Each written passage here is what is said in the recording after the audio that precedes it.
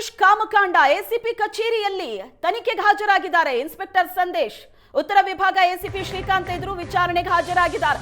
ACP Srikanth ಕೃಪಾಕಟಾಕ್ಷ ಇದೆ ಅಂತ ಸಂತ್ರಸ್ತೆಯರು ಹೇಳಿದ್ರು. ಅದೇ ಎಸಿಪಿಗೆ ತನಿಖೆ ಜವಾಬ್ದಾರಿಯನ್ನ ಕಮಿಷನರ್ ಕೊಟ್ಟಿದ್ದಾರೆ. ಅಚ್ಚರಿ ಮೂಡಿಸಿದೆ ಪೊಲೀಸ್ ಅಧಿಕಾರಿಗಳ ಈ ನಡೆ. ಯಾರ ಮೇಲೆ ಬೊಟ್ಟು ಮಾಡ್ತಿದ್ದಾರೋ ಅವರೇ ಇದ್ದಾರೆ ಈ ತನಿಖೆಯಲ್ಲಿ. ಉತ್ತರ ವಿಭಾಗದ ಎಸಿಪಿ ನೇತೃತ್ವದಲ್ಲೇ ತನಿಖೆ ನಡೆಸೋದಕ್ಕೆ ಸೂಚನೆ ಕೊಟ್ಟಿರೋದು. ವಿಚಾರಣೆ ನಡೆಸಿ ವರದಿ ಸಲ್ಲಿಸೋದಕ್ಕೆ ಮಂಗಳೂರು ಕಮಿಷನರ್ ಆದೇಶ ಕೊಟ್ಟಿದ್ದಾರೆ. ಮಂಗಳೂರು ಪೊಲೀಸ್ ಕಮಿಷನರ್ ಸುಧೀರ್ ರೆಡ್ಡಿ ಕೊಟ್ಟಂತ ಆದೇಶ, ಈ ಪ್ರಕರಣದ ವಿಚಾರಣೆ ನಡೆಸಿ ವರದಿ ಕೊಡಿ ಅಂತ. ನಿನ್ನೆಯಿಂದ ಸದ್ದು ಮಾಡ್ತಾ ಇರುವಂತಹ ಪ್ರಕರಣ ಇದು. ಮೂಡುಬಿದ್ರೆ ಇನ್ಸ್ಪೆಕ್ಟರ್ ಸಂದೇಶ್ ಕಾಮಕಾಂಡ. ಎಸಿಪಿ ಕಚೇರಿಯಲ್ಲಿ ತನಿಖೆಗೆ ಹಾಜರಾಗಿದ್ದಾರೆ ಸಂದೇಶ್. ಮಂಗಳೂರು ಪೊಲೀಸ್ ಕಮಿಷನರ್ ಸುಧೀರ್ ರೆಡ್ಡಿ ಆದೇಶ ಕೊಟ್ಟಿದ್ರು. ಎಸಿಪಿ ಶ್ರೀಕಾಂತ್ ನೇತೃತ್ವದಲ್ಲಿ ತನಿಖೆ ನಡೆಯುತ್ತೆ ಅಂತ. ಈಗ ತನಿಖೆಗೆ ಹಾಜರಾಗಿದ್ದಾರೆ ಇನ್ಸ್ಪೆಕ್ಟರ್ ಸಂದೇಶ್. ಪೊಲೀಸ್ ಅಧಿಕಾರಿಗಳ ನಡೆ ಇದೆಯಲ್ಲ ಈ ಪ್ರಕರಣದಲ್ಲಿ, ಇದು ಬಹಳ ದೊಡ್ಡ ಅಚ್ಚರಿಗೆ ಕಾರಣ ಆಗ್ತಾ ಇರೋದು. ಒಂದು, ಇನ್ಸ್ಪೆಕ್ಟರ್ ಸಂದೇಶ್ ಇಲ್ಲಿ ತನಕ ನಡ್ಕೊಂಡಂತ ರೀತಿ. 3 ವರ್ಷದಿಂದ ಮೂಡುಬಿದ್ರೆ ಸ್ಟೇಷನ್ ನಲ್ಲಿ ಇನ್ಸ್ಪೆಕ್ಟರ್ ಆಗಿದ್ದಾರೆ.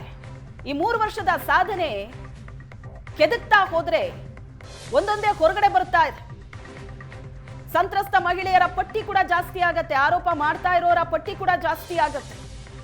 ಮತ್ತೊಂದ್ ಕಡೆ ಇಷ್ಟು ಕಂಪ್ಲೇಂಟ್ ಮೇಲೆ ಕಂಪ್ಲೇಂಟ್ ಕೊಟ್ಟರು. ಹಿರಿಯ ಅಧಿಕಾರಿಗಳಿಗೆ ಕಂಪ್ಲೇಂಟ್ ಕೊಟ್ಟಿದ್ದಾರೆ, ಕಮಿಷನರ್ ಕಂಪ್ಲೇಂಟ್ ಕೊಟ್ಟಿದ್ದಾರೆ, ಮಹಿಳಾ ಆಯೋಗಕ್ಕೆ ಕಂಪ್ಲೇಂಟ್ ಕೊಟ್ಟಿದ್ದಾರೆ ಸಂತ್ರಸ್ತ ಮಹಿಳೆಯರು. ಇಲ್ಲಿ ತನಕ ಆಕ್ಷನ್ ತಗೊಳ್ಳೋದಿರ್ಲಿ, ಒಂದು ಎನ್ಕ್ವೈರಿ ಸಹ ಆಗಿಲ್ಲ. ಇಂಥ ಆರೋಪಗಳು ಮೇಲಿಂದ ಮೇಲೆ ಕೇಳ ಬಂದಾಗ ಡಿಪಾರ್ಟ್ಮೆಂಟಲ್ ಎನ್ಕ್ವೈರಿ ಆದ್ರೂ ಆಗಬೇಕಲ್ಲ, ಅದೂ ಆಗಿಲ್ಲ. ಇಷ್ಟೆಲ್ಲ ಒತ್ತಡ ಬಂದ ನಂತರ ಈಗ ಕಮಿಷನರ್ ತನಿಖೆಗೆ ಆದೇಶ ಕೊಟ್ಟಿದ್ದಾರೆ. ಅದು ಕೂಡ ಯಾರ ನೇತೃತ್ವದಲ್ಲಿ? ಎಸಿಪಿ ಶ್ರೀಕಾಂತ್ ನೇತೃತ್ವದಲ್ಲಿ. ಇದೇ ಶ್ರೀಕಾಂತ್ ಅವರ ಬಗ್ಗೆ ಸಂತ್ರಸ್ತ ಮಹಿಳೆಯರು ಆರೋಪ ಮಾಡಿದ್ರು, ಇವರ ಕೃಪಾಕಟಾಕ್ಷ ಇದೆ ಅಂತ. ಅವರ ನೇತೃತ್ವದಲ್ಲೇ ಈಗ ತನಿಖೆ ಶುರುವಾಗಿರೋದು. ಸರ್, ಇದ್ರ ಹಿಂದೆ ತುಂಬ ಜನ ಮಹಿಳೆಯರಿದ್ದಾರೆ, ತುಂಬ ಜನ ಸಫರ್ ಆದವರಿದ್ದಾರೆ. ಅದರಲ್ಲಿ ಕೆಲವು ಮಹಿಳೆಯರು ನನ್ನ ಹಸ್ಬೆಂಡ್ ಹತ್ರ ಬಂದರು. ನನ್ನ ಹಸ್ಬೆಂಡ್ ಒಬ್ಬರು ಸೋಷಲ್ ವರ್ಕರ್. ಅವ್ರ ಹತ್ರ ಬಂದರು, ಸರ್ ಹೀಗೆ ವಿಷಯ ಇದೆ, ನಮಗೆ ಸಂದೇಶದಿಂದ ತುಂಬಾ ಉಪದ್ರ ಇದೆ, ತುಂಬಾ ಟಾರ್ಚರ್ ಕೊಡ್ತೇನೆ ಅವನು, ನಮಗೇನಾದರೂ ಸಹಾಯ ಮಾಡಿ ಅಂತ. ಸರಿ, ನಿಮಗೆ ಸಹಾಯ ಮಾಡೋಣ ಅಂತೇಳಿ ಇವರು ಕಮಿಷನರ್ ಹತ್ರ ಕಂಪ್ಲೇಂಟ್ ಇಟ್ಕೊಂಡು ಹೋದರು. ಜುಲೈ 2025 ಆಗಿರೋದು ಇದು. ಜುಲೈಯಲ್ಲಿ ಕಮಿಷನರ್ ಹತ್ರ ಕರ್ಕೊಂಡು ಹೋದರು. ಕಮಿಷನರ್ ಹತ್ರ ಹೇಳಿದ್ವಿ, ಹೀಗೆ ವಿಷಯ ಸರ್, ಎಲ್ಲ ಇದು ಪ್ರೂಫ್ಸ್ ಇದೆ ನಮ್ಮಲ್ಲಿ, ಇಂಥ ಮಹಿಳೆಯರು ನಮ್ಮ ಹತ್ರ ಬಂದಿದ್ದಾರೆ, ಅವರನ್ನು ಕರೆಸಿ ಎನ್ಕ್ವೈರಿ ಮಾಡಿಸಿ ಅಂತೇಳಿ ಖುದ್ದಾಗಿ ಹೋಗಿ ಭೇಟಿಯಾಗಿ ಮಾತಾಡಿದ್ದೀವಿ. ಅವ್ರು ಹೇಳಿದರು, ಇದು ಎಸಿಪಿಗೆ ಕಳಿಸ್ತೀನಿ, ಎಸಿಪಿ ಇದರನ್ನು ಎನ್ಕ್ವೈರಿ ಮಾಡಿ ನಿಮಗೆ ರಿಪೋರ್ಟ್ ಕೊಡ್ತಾರೆ ಅಂತ. ಆದರೆ ಇವತ್ತಿನವರೆಗೆ ಯಾವುದೇ ಕಂಪ್ಲೇಂಟ್ ಮೇಲೆ ನಮಗೆ ಎನ್ಕ್ವೈರಿ ಆಗಿಲ್ಲ. ನಮಗೆ ಇಷ್ಟೇ ಹಿಂಬರ ಬರ್ತಾ ಇದೆ. ಈ ಕೇಸನ್ನು ಎನ್ಕ್ವೈರಿ ಮಾಡಿ ಇದರ ವಿಲೇವಾರಿ ಮಾಡಲಾಗಿದೆ, ಆದರೆ ನಮ್ಮ ಎನ್ಕ್ವೈರಿ ಆಗ್ತಾಯಿಲ್ಲ. ಅದಾಗಿ 1 ತಿಂಗಳಲ್ಲಿ ನನ್ನ ಹಸ್ಬೆಂಡ್ನ ಫೇಕ್ ಕಂಪ್ಲೇಂಟ್ ಕೊಡಿಸಿ ಅರೆಸ್ಟ್ ಮಾಡ್ತಾರೆ, ಮನಿ ಲಾಂಡ್ರಿಂಗ್ ಮಾಡಿದ್ದಾರೆ ಅಂತೇಳಿ. ಅದು ನನ್ನ ಹಸ್ಬೆಂಡ್ನ ಸ್ವಂತ ಅತ್ತಿಗೆ ಥ್ರೂ ಕಂಪ್ಲೇಂಟ್ ಕೊಡಿಸ್ತಾರೆ. ನಿನ್ನ ಗಂಡನನ್ನು ಬಿಡಬೇಕಾದ್ರೆ ನೀನು ನನಗೆ 25 lakhs ಕೊಡಬೇಕು. ನಾನು ಈ ಪೊಸಿಷನಿಗೆ ಬರಬೇಕಾದ್ರೆ 50 lakhs ಹೋಮ್ ಮಿನಿಸ್ಟ್ರಿ ಕೊಟ್ಟು ಈ ಪೊಸಿಷನಿಗೆ ಬಂದಿದ್ದೀನಿ.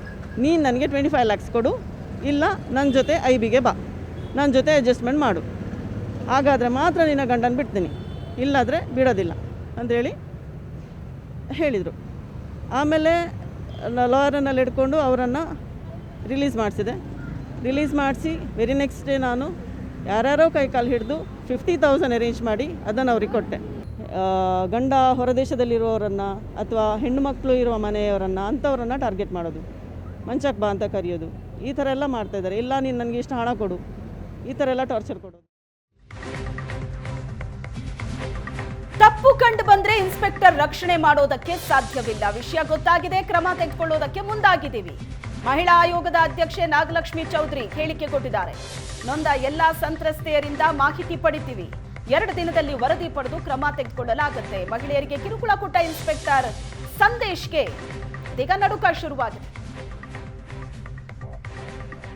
ಮೂಡುಬಿದ್ರೆ ಇನ್ಸ್ಪೆಕ್ಟರ್ ಸಂದೇಶ್ ವಿರುದ್ಧ ಮಹಿಳೆಯರು ಮಾಡಿದಂತಹ ದೌರ್ಜನ್ಯ ಆರೋಪಕ್ಕೆ ಸಂಬಂಧಪಟ್ಟ ಹಾಗೆ ನಮ್ಮ ಜೊತೆಗೆ ಮಾತನಾಡೋದಕ್ಕೆ ಇದೀಗ ಕರ್ನಾಟಕ ರಾಜ್ಯ ಮಹಿಳಾ ಆಯೋಗದ ಅಧ್ಯಕ್ಷರಾಗಿರುವಂತಹ ನಾಗಲಕ್ಷ್ಮಿ ಚೌಧರಿ ಅವರಿದ್ದಾರೆ. ಅವ್ರನ್ನೇ ಮಾತನಾಡಿಸ್ತಾ ಹೋಗೋಣ. ಮೇಡಮ್ ನಮಸ್ತೆ. ಈ ರೀತಿಯಾದಂತಹ ಒಂದು ಪ್ರಕರಣ ಬಂದಿದೆ.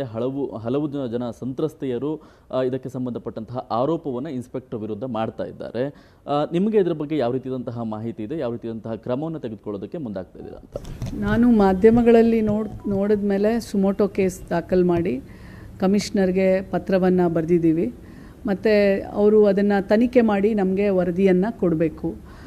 ಬೆಳಗ್ಗೆ ಮಾನ್ಯ ಗೃಹ ಸಚಿವರನ್ನು ಸಹ ನಾನು ಹೋಗಿ ಭೇಟಿ ಮಾಡಿ ಆಮೇಲೆ ಅವರು ಸಹ ಹೇಳಿದ್ರು ಅಲ್ಲಿ ಕಮಿಷನರ್ಗೆ ನಾವೇನು ಇನ್ಫಾರ್ಮೇಷನ್ ಮಾಡೋದು ಬೇಕಾಗಿರಲ್ಲ, ಅವರು ಸುಮೋಟೋ ದಾಖಲು ಮಾಡ್ಕೋಬೇಕು. ಯಾಕಂದರೆ ಮಾಡಿಕೊಂಡು ಅವ್ರು ತನಿಖೆ ಮಾಡಿ ನನಗೆ 2 ದಿನದಲ್ಲಿ ನಾನು ಹೇಳಿದ್ದೀನಿ 2 ದಿನದಲ್ಲಿ ವರದಿ ಕೊಡೋಕ್ಕೆ. ಸೊ ಆ್ಯಕ್ಚುಲಿ ಅವ್ರ ಪೊಲೀಸ್ ವರಿಷ್ಠ ಅಧಿಕಾರಿಗಳಿಗೆ ಅವ್ರಿಗೆ ಅದು ಆ ಒಂದು ಪವರ್ ಇರುತ್ತೆ. ಅವರು ಸುಮೋಟೋ ದಾಖಲು ಮಾಡಿಕೊಂಡು ಇನ್ವೆಸ್ಟಿಗೇಷನ್ ಸ್ಟಾರ್ಟ್ ಮಾಡ್ಬೋದು. ಸೊ ಈಗ ನೀವು ಬಂದಿದ್ದೀರಾ, ನಾವು ಬರೆದಿದ್ದೀವಿ. ಈಗ ತನಿಖೆ ಆದಮೇಲೆ ನಮಗೆ ರಿಪೋರ್ಟ್ ಕಳಿಸ್ಕೊಡಿ ಅಂತಲೂ ಸಹ ನಾನು ಹೇಳಿದ್ದೀನಿ. ವಿಚಾರ ಯಾಕಂತ ಹೇಳಿದ್ರೆ ಮೇಡಮ್, ಹಲವು ಜನ ಸಂತ್ರಸ್ತೆಯರು ಹಿರಿಯ ಅಧಿಕಾರಿಗಳಿಗೆ ದೂರನ ಕೊಡುವಂಥ ಕೆಲಸವನ್ನು ಮಾಡಿದ್ವಿ. ಆದರೆ ಇದುವರೆಗೆ ಯಾವುದೇ ರೀತಿಯಂತಹ ಕ್ರಮ ಆಗಿಲ್ಲ. ಹಿರಿಯ ಅಧಿಕಾರಿಗಳು ಇನ್ಸ್ಪೆಕ್ಟರ್ನ ಬಚಾವ್ ಮಾಡುವಂತಹ ಕೆಲಸ ಮಾಡ್ತಿದ್ದಾರೆ ಎನ್ನುವಂಥ ಒಂದು ಆರೋಪವನ್ನು ಕೂಡ ಸಂತ್ರಸ್ತೆಯರು ಮಾಡ್ತಾ ಇದ್ದಾರೆ. ಏನು ಹೇಳ್ತೀರಾ ಅಂತ? ಅಲ್ಲ, ಯಾವ ಹಿರಿಯ ಅಧಿಕಾರಿಗಳು ಪೊಲೀಸ್ ಅವರ ರಕ್ಷಣೆಗೆ ಇಂಥ ಒಂದು ಹೀನಕೃತ್ಯ ಮಾಡಿದ್ರೆ ರಕ್ಷಣೆಗೆ ಬರಬಾರ್ದು, ಕೂಡದು ಸಹ. ಆಮೇಲೆ ಆ ಥರ ಏನಾದರೂ ಬಂದರೆ ನಾವು ಡೈರೆಕ್ಟರ್ ಆಫ್ ಜನರಲ್ ಅವರಿಗೇ ನಾವು ಅವ್ರಿಗೂ ಸಹ ಇವತ್ತು ಇದು ಯಾಕಂದರೆ ತುಂಬ ಸೆನ್ಸಿಟಿವ್ ಇರೋದ್ರಿಂದ ನಾನು ಹೋಮ್ ಮಿನಿಸ್ಟರ್ ಅವ್ರಿಗೇ ನಾನು ಭೇಟಿಯಾಗಿರೋದ್ರಿಂದ ಯಾರೇ ಅಧಿಕಾರಿ, ಯಾವುದೇ ಪೊಲೀಸ್ ಅಧಿಕಾರಿ, ಯಾರೇ ಪೊಲೀಸಲ್ಲಿ ಕೆಲಸ ಮಾಡ್ತಾ ಇರುವಂಥವ್ರು ಯಾರೇ ಇಂಥ ಕೃತ್ಯ ಮಾಡಿದ್ರೆ ಮುಲಾಜಿಲ್ಲದೆ ಅವ್ರ ಮೇಲೆ ಕಾನೂನಿನ ಕ್ರಮ ಆಗಬೇಕು. ಮತ್ತು ಅದು ಒಂದು ಸಂದೇಶ ಆಗಬೇಕು ಎಲ್ರಿಗೂ, ಈ ಥರ ಆದರೆ ನಮ್ಮ ಮೇಲೆ ಕಾನೂನಿನ ಕ್ರಮ ಜರುಗತ್ತೆ ಮತ್ತು ಶಿಕ್ಷೆಗೆ ಒಳಪಡ್ತೀವಿ ಅನ್ನೋ ಒಂದು ಭಯ ಇರಬೇಕು. ಯಾರು ಇದಕ್ಕೆ ಹೊರತಲ್ಲ. ಇವರು ತನಿಖೆ ಆಗಲಿ, ಇವರು ತಪ್ಪಿತಸ್ಥರು ಅಂತ ಅದರಲ್ಲಿ ಪ್ರೂವ್ ಆದರೆ ಅವ್ರಿಗೆ ಕಾನೂನಿದೆ ಶಿಕ್ಷೆ ಆಗಲಿಕ್ಕೆ. ಸೊ ಹಾಗಾಗಿ ನಾನು ಸಹ ನನ್ನ ಕೆಲಸ ಏನಿದೆ ಆಯೋಗದಿಂದ ನಾನು ಮಾಡಿದ್ದೀನಿ. ಇದಿಷ್ಟು ರಾಜ್ಯ ಮಹಿಳಾ ಆಯೋಗದ ಅಧ್ಯಕ್ಷರಾಗಿರುವಂತಹ ನಾಗಲಕ್ಷ್ಮಿ ಚೌಧರಿ ಅವರ ಮಾತುಗಳು. ಕ್ಯಾಮ್ರಾ ಪರ್ಸನ್ ನಾಗರಾಜ್ ಜೊತೆಗೆ ಶರತ್, ಏಷ್ಯಾನೆಟ್ ಸುವರ್ಣ ನ್ಯೂಸ್, ಬೆಂಗಳೂರು.